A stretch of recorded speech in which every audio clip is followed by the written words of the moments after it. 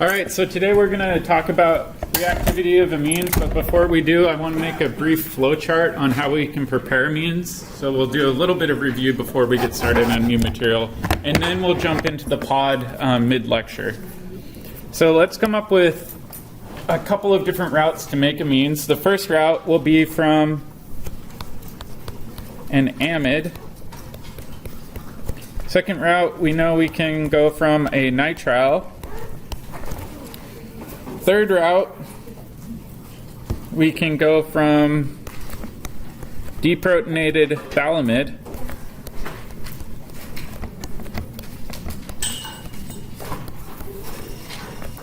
Let me move this nitrogen over. So this nitrogen has a negative charge. We can prepare that from the neutral species just by treating it with base. Then the next one, we've got sodium azide.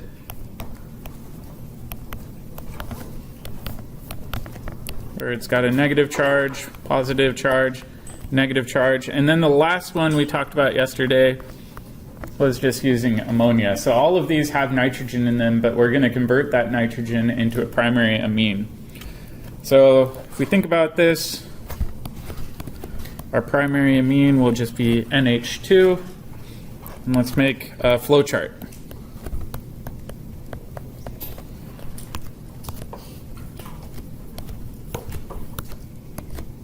And these may require more than one steps.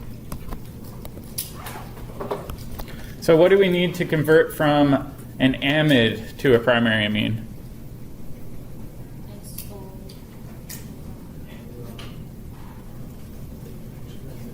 We need to reduce it. What's a really good reducing agent?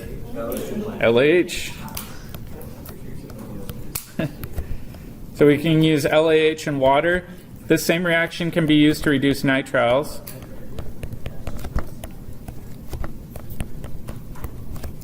And then what about with phthalimide? That's the Gabriel synthesis reaction. What do we need to react that with?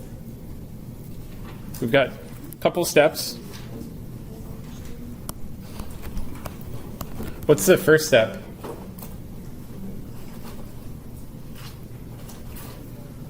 We don't have our carbons attached yet. Not LAH. Alkyl halide. So with this one, we need to attach 2 carbons. So we need to have a good leaving group. And then the second step, we're going to hydrolyze this. And normally we said we'll use hydrazine. However, you can use acid in order to hydrolyze it. It just takes a little bit longer. Sodium azide, we said, is really similar, where we use an alkyl halide. In the second step, we reduce the alkyl halide, reduce the alkyl azide, and then, oops, what is going on?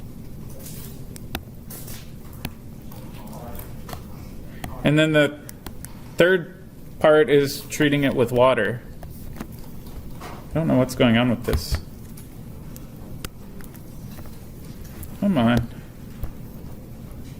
Well, we'll just ignore that box for right now. All right.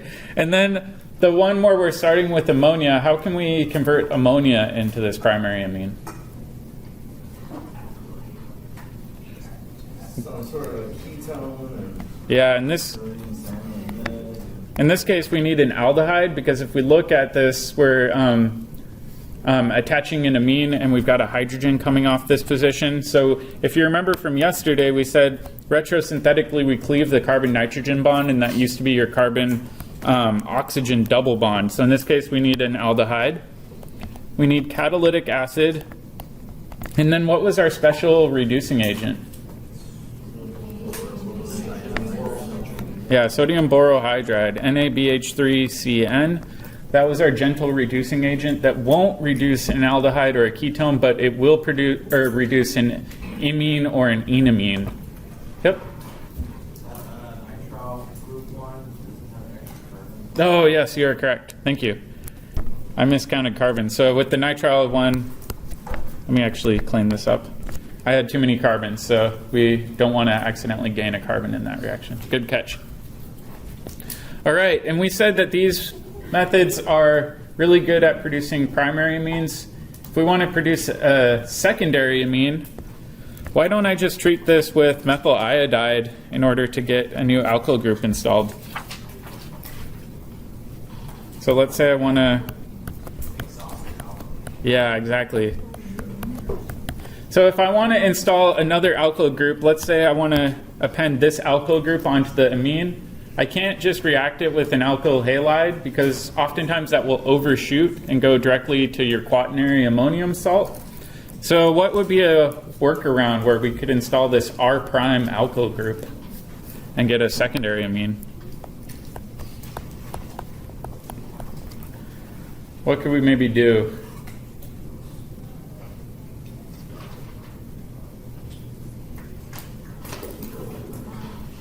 Pretty clever workaround. If we think about what we did here, we formed this bond, right? This bond, if we retrosynthetically cleave it, it could have resulted from another reductive amination reaction. So if we think about this, we could react this with another equivalent of our aldehyde. We could treat this with acid and then do treatment with sodium cyanoborohydride. So by doing this, we can get multiple alkyl groups installed without accidentally installing them multiple times. Yep? So could we not use like methyl iodide? The problem with using alkyl halides to convert a primary amine to a secondary amine is it's uncontrollable. You might overshoot, and instead of getting a secondary amine, you could get a mixture of secondary, tertiary, and quaternary amines. It's super hard to control. Reductive amination is a nice workaround for this. So now we can cleanly convert from a primary amine to a secondary amine. I'm sure you guys can see where this is going. If we want to go from a secondary amine to a tertiary amine, we can do something similar. So we'll install this new R group, and we can do another reductive amination.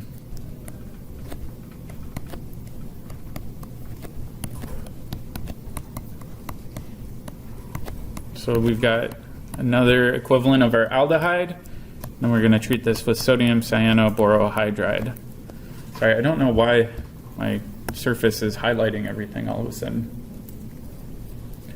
All right, what about going from our tertiary amine to a quaternary amine? What can we do?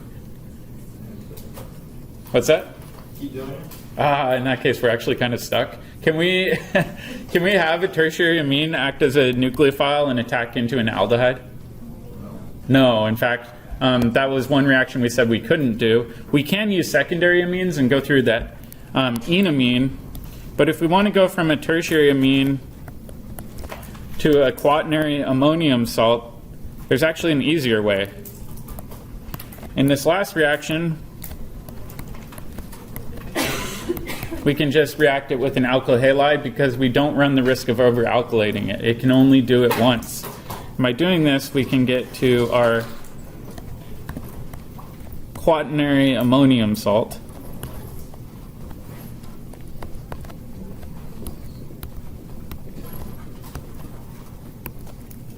And we've got R double prime right there. This nitrogen would have a positive charge, and your conjugate, or your counter anion, would just be whatever your leaving group is. So this would be a nice way of forming your quaternary amine.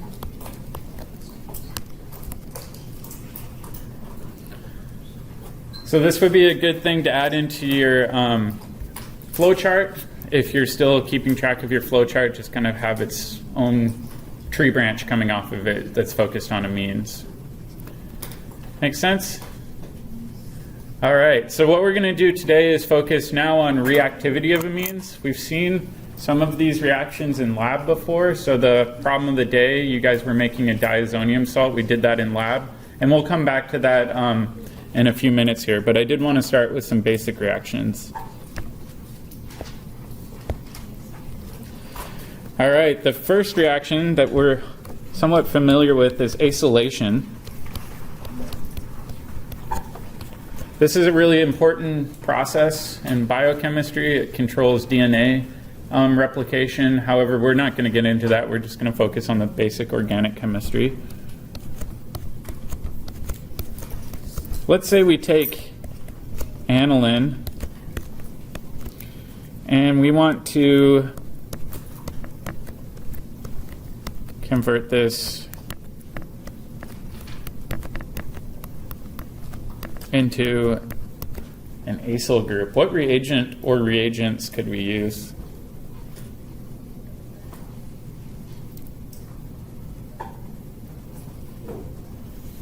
So we need to get this acyl group installed. What can we use? Yeah, an acid chloride. Specifically, sorry, we could use the derivative of acetic acid, or what's another reagent we could use besides an acid chloride?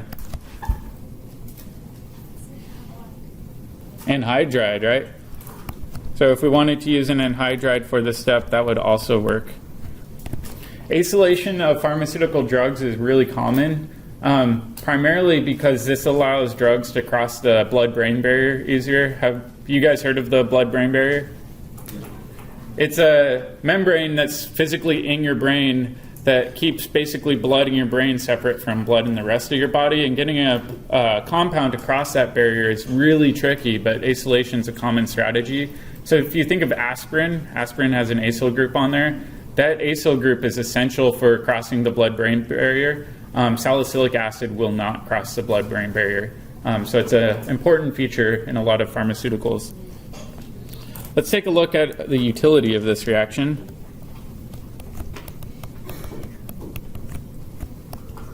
The coolest thing with this reaction is it is reversible.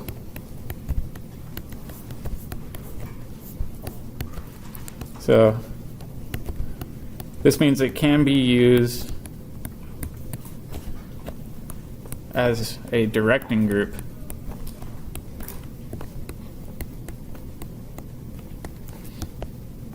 So let's take a look at a simple example. Let's say I've got aniline, and I really want to brominate the para position. This reaction doesn't work very well. Does anybody know why? What's the problem with that NH2 group? It's electron donating, and it's really good at electron donating. So in this case, what ends up happening is instead of one bromine getting installed, you'll actually over-brominate. It's hard to control, simply because that NH2 group donates in a lot of electron density. So this one will get over-brominated. Let's do a little bit of review. What reagents would we need in order to get that bromine installed? Br2 and what catalyst? Yeah, we could use aluminum tribromide or iron tribromide. Either one will work. But let's try to work around and try to get only one bromine installed on there. If we acylate this, we can react this with acetyl chloride.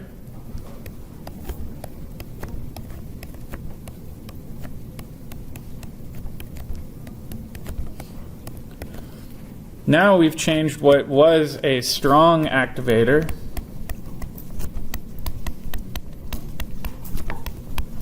into a moderate activator.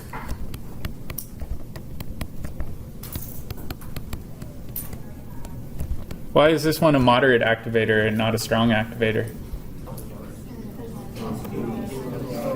Yeah, it's got electron density being pulled kind of in both directions, so you've got competing resonance going on with this one. Now if we do the same reaction, we'll treat this with bromine and aluminum tribromide. Because it's only a moderate activator, it will only react in that para position. And then how could we lop off that acyl group and go back to our aniline? Yeah, we can just react this with acid. So we'll write H3O plus and heat, and that will do a hydrolysis reaction, and we'll cleave off that amide. So this is a nice way of controlling some simple organic reactions. Yep. So will it add on to the para position because it's a moderate activator, or just because take? A couple of reasons. One is we know the ortho para positions are activated regardless of whether or not it's a strong activator or moderate activator. Why do you think it's not going after the ortho? Yeah, exactly. That acyl group's also sterically blocking it too, so that's another added benefit to acylation here. So you've got kind of two things helping you out. That's a good question. All right, now we're going to look at a new reaction, one we haven't seen before, but we're familiar with the name. Hofmann elimination.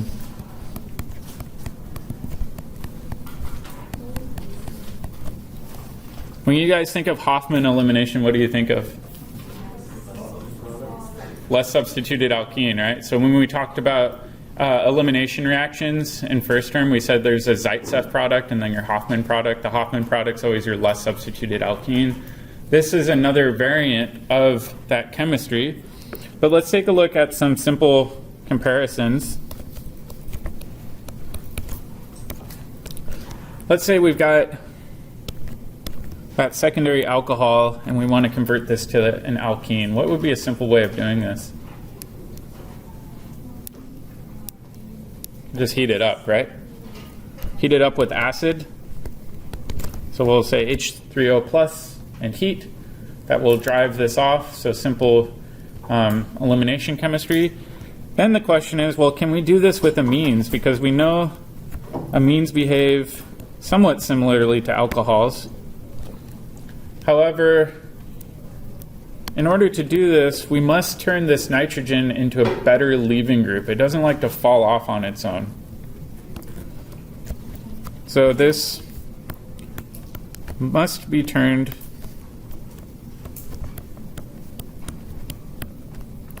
into a better leaving group. So the main question is, what procedure could we use to convert that nitrogen into a better leaving group? Why do you think it's not a good leaving group if we just treat it with acid? Anybody want to throw out a guess?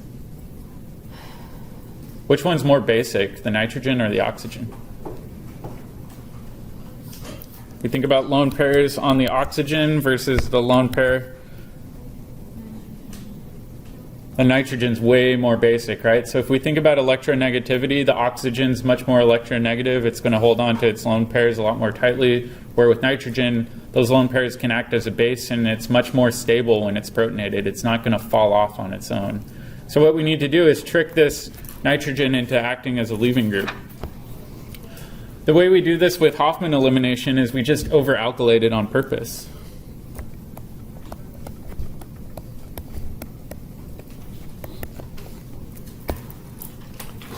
So let's use this simple example. What we're going to do is just treat this with excess alkyl halide. So we'll use methyl iodide.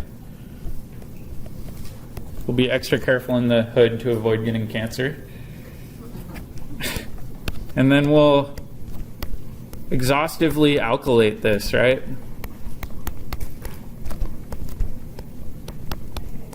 So by doing this, now that nitrogen's got a positive charge, and we've got iodide around.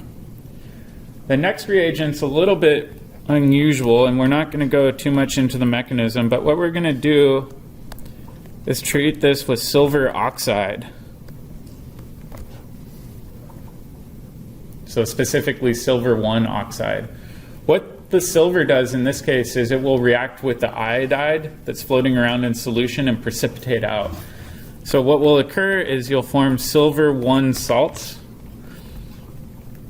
So this will precipitate.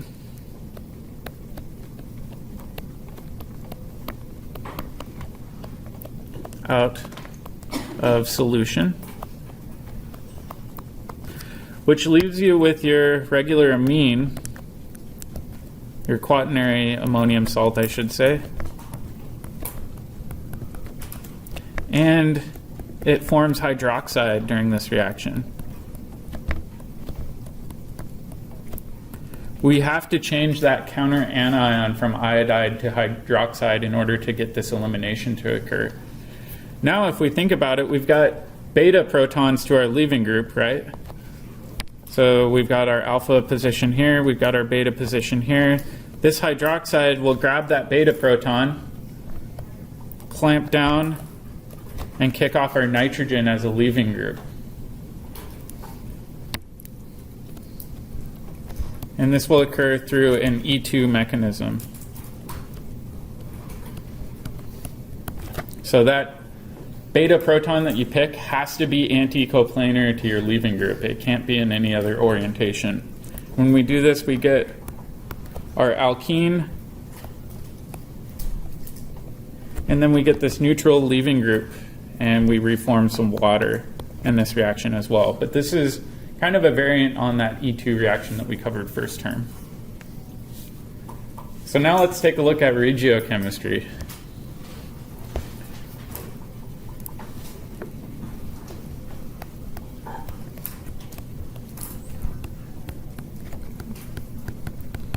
I know a lot of you guys are rusty on your Newman projections, but they're coming back. Oop. Break out the model kits.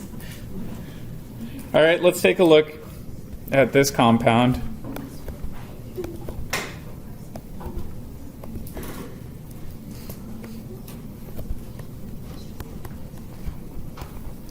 We're going to treat this with methyl iodide in excess for the first step.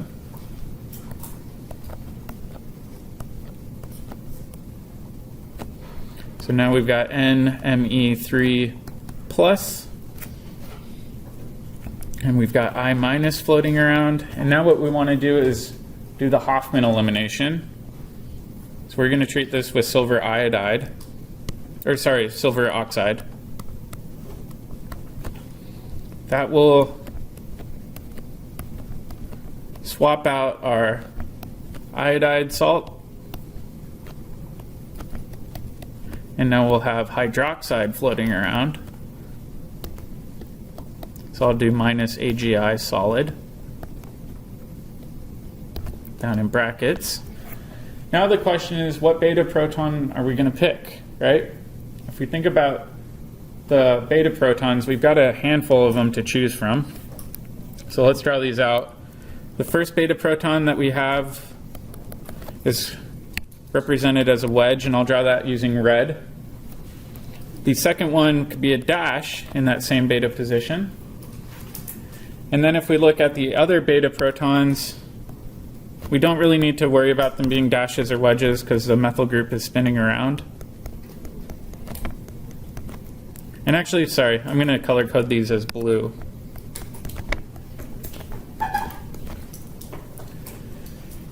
Which one do you think we're going to go after and why? So here's the project I want you guys to work on with your group. I want you guys to draw some Newman projections. The first one will be looking down this bond using our red eyeball. And then the second configuration I want is for you to look down this position using your blue eyeball. So let's draw two Newman projections for this conformation. So I'll give you guys a minute to work on that.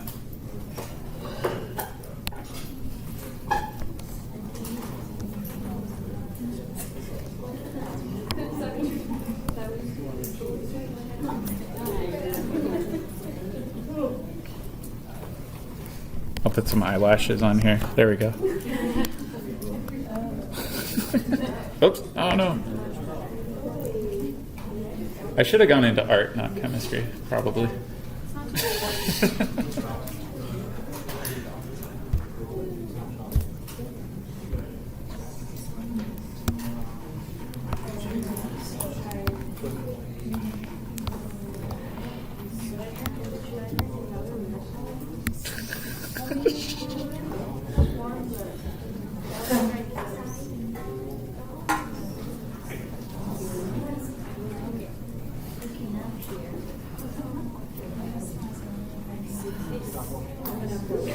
I'll give you guys a trick too to make your life a little bit easier.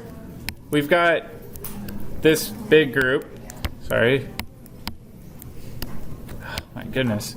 My computer is not happy with me right now. Sorry, I'll use my fingers. We've got this big group, so we could just call this a butyl group if we're looking down it. Or if you're looking through this way, you can call this a propyl group. So you can just abbreviate those carbon chains to make your life a little bit easier. You don't have to draw them all out. Sorry, I'm going to try restarting my OneNote program here because it's glitchy.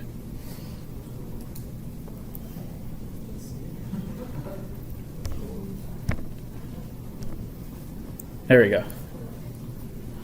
So if we look at this, we could call this green portion a propyl group or a butyl group, depending on which way you're looking down it. Should we draw them eclipsed or? Oh, that's a good question. Should you draw them eclipsed or in staggered conformations? Or they gotta be staggered? Probably staggered in order to get it anti-equiplanar, right? Exactly.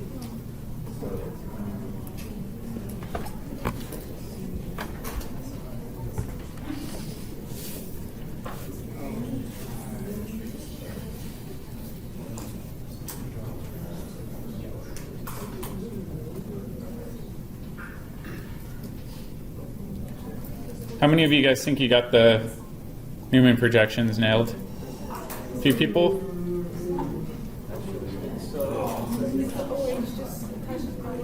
Yeah, the OH is just floating around, so that doesn't need to be included in your Newman projection.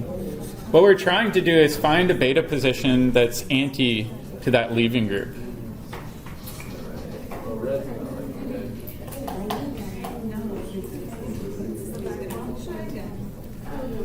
All right, let's do this together. So imagine we're the red eyeball and we're looking straight down that bond. What will be sticking straight up? A propyl group. So I'll just write prop. And then we've got these legs. We know both of these will be hydrogens. We'll label these as our red hydrogens. And then our back carbon, we remember that's a circle. What should be coming off to the top right? The nitrogen, right? So now we've got NMe3 plus floating around here. And then back on the other side, we've got an assumed hydrogen. I don't have that drawn in. And then below us, we've got a methyl group. So if we look at this, right, we do have an anticoplanar beta proton to that leaving group. So we could abstract that. And if we think about which one that is, we would say that this would be that highlighted one. So theoretically, we could go after that, but let's do the other blue perspective. This one's a little bit easier.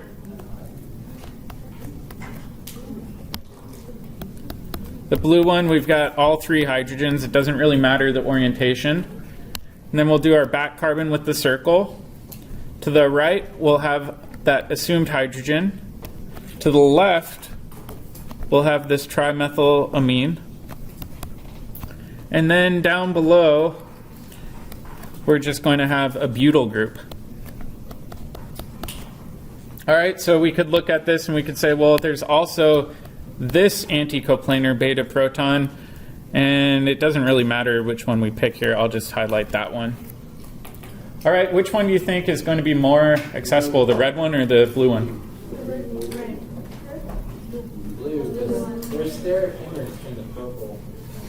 Ah, that's the key. That's the absolute key with this reaction. If we look at this, we've got this steric clash. What do we call that? Gauche. We've got a Gauche interaction if we're looking down that red view. If we're looking down the blue view, we don't really have a Gauche interaction. So this is more stable.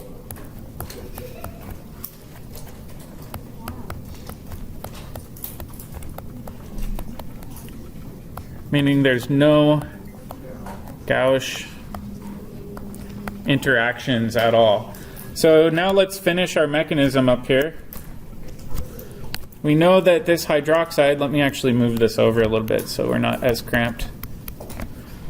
This hydroxide will go grab this proton, we'll clamp down, kick off our leaving group.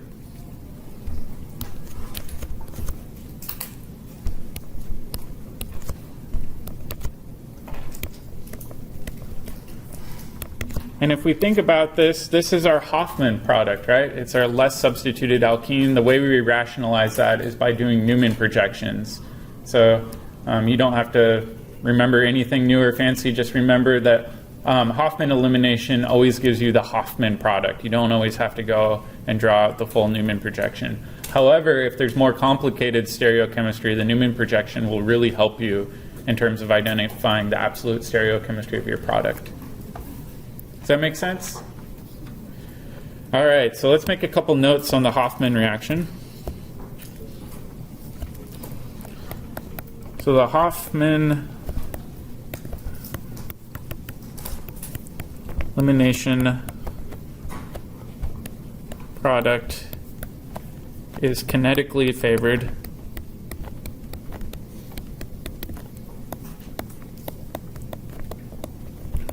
due to there being no gauche interaction.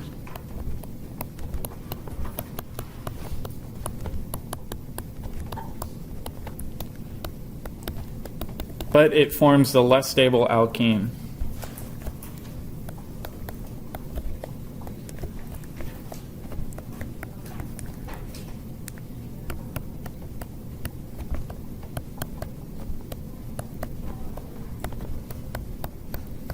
So it's exactly the same as we saw first term. You have a question? Yeah, so if you had like one of those hydrogens like substituted, if you had a longer original chain, would you get a mixture of products? That's the case. So if you're comparing di-substituted to di-substituted alkenes, that gets trickier.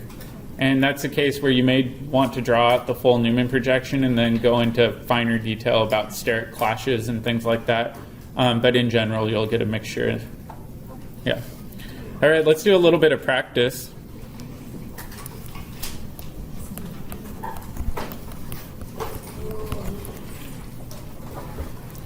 All right, synthesis time.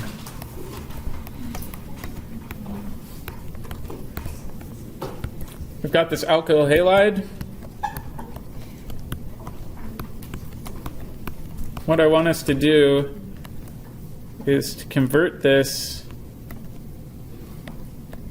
to this alkene. Looks easy, but it might require a few more steps than we're used to.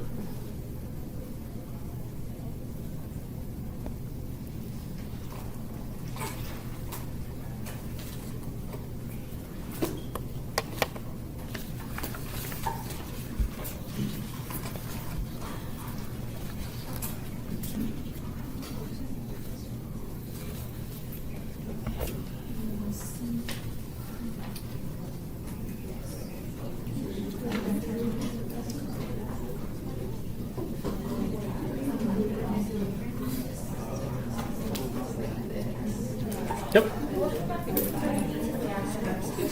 What prevents what?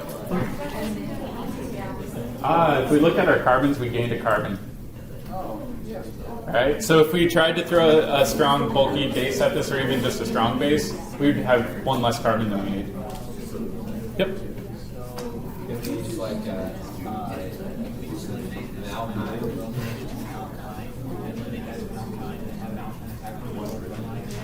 Let's try to use new chemistry.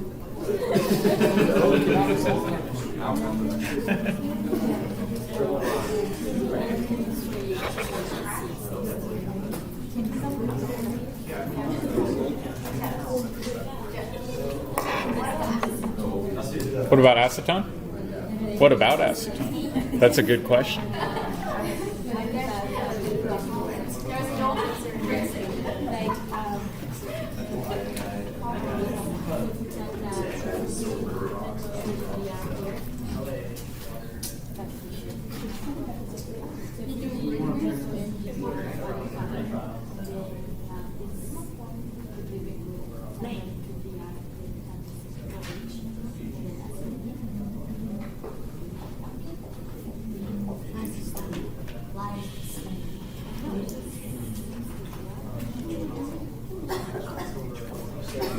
Does anybody think they've got the synthesis? A couple people? All right, I'll give you guys another minute to work on this. But the main thing to watch out for is we gained a carbon. So how can we gain a carbon in this reaction? Just say plus carbon.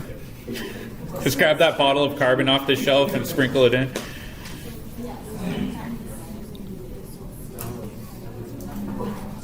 going to be either diamonds or graphite.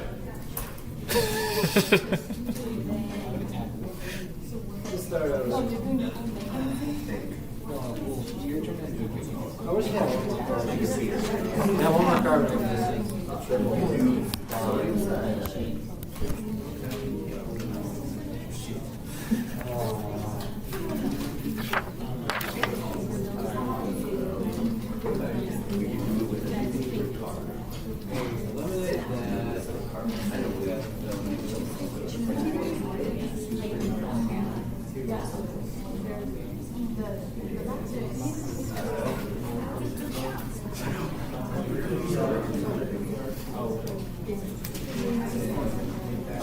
All right, I'll ask for volunteers to help me out with this. Does anybody have a suggestion for the first step to get a new carbon installed?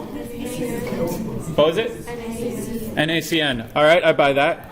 We'll use sodium cyanide. We'll do an SN2 reaction. We'll pop on a new carbon that way. I like that idea. All right, now we've got the nitrile on there. What would be our next step? Does anybody have a recommendation? LAH?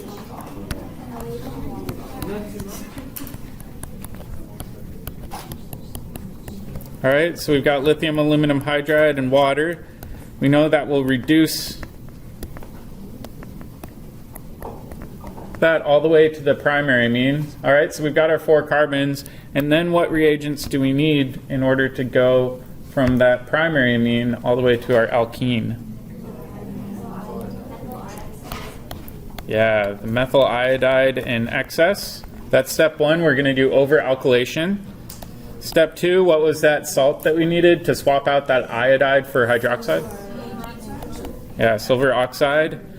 Typically, this is done in an aqueous solution. And then if you really want to push this, just like with any elimination, you really heat it up in order to drive the elimination, and you're able to go from a primary amine to your alkene. So this is a really useful reaction, and it's very regioselective, which makes it pretty handy. All right, I think we're going to leave it there today. There's no pod due tomorrow. Tomorrow we're going to start going into diazonium salts and do some more synthesis. And I also wanted to thank you guys for your lab reports. The lab reports were really good this year. Tomorrow I'll bring gift cards and award the top 2 reports in terms of quality, top 2 yields, and then top 2 I overcame obstacle awards. All right, I'll see you guys tomorrow.